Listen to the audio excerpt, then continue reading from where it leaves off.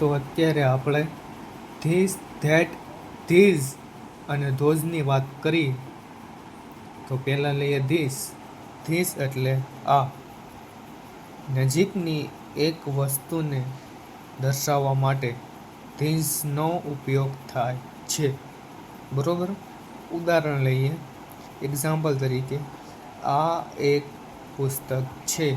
આ માટે ધીસ, છે માટે ઇઝ, એક બુક એટલે અ બુક. આ એક પુસ્તક છે. This is a book. નીચે બીજું એક્ઝામ્પલ, આ એક પેન છે. This is a pen. નજીકની એક વસ્તુ માટે. હવે દૂરની એક વસ્તુ માટે ધેટ, પેલું, પેલી, પેલા વગેરે માટે. દૂરની એક વસ્તુને દર્શાવવા માટે ધેટનો ઉપયોગ થાય છે. એક્ઝામ્પલ તરીકે, પેલું એક હેલિકોપ્ટર છે. That is A helicopter. બીજું એક્ઝામ્પલ, પેલી એક કાર છે. That is a car.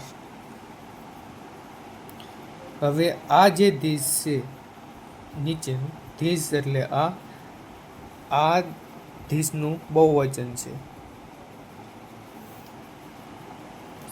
This એટલે આ. નજીકની બે કે તેથી વધુ વસ્તુઓને દર્શાવવા માટે આ ધીસનો ઉપયોગ થાય છે.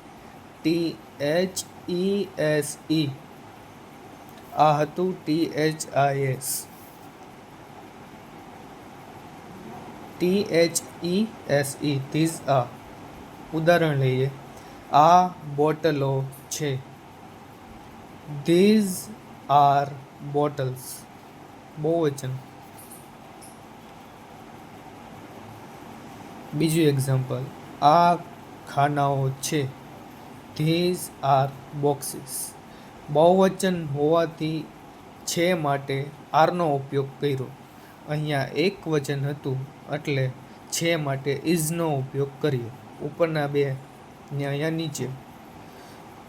ધેટનું બહુવચન ધોઝની વાત કરીએ.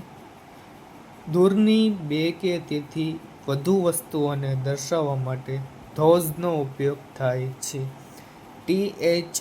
THOSE, ધોઝ એટલે પેલું, પેલી, પેલા. એનું ઉદાહરણ લઈએ. પેલા છોકરાઓ છે. Those are boys. બીજું એક્ઝામ્પલ, પેલા વાંદરાઓ છે. Those are monkeys. તો આ આપણે વાત કરી ધીસ, ધેટ, ધીઝ અને ધોઝની.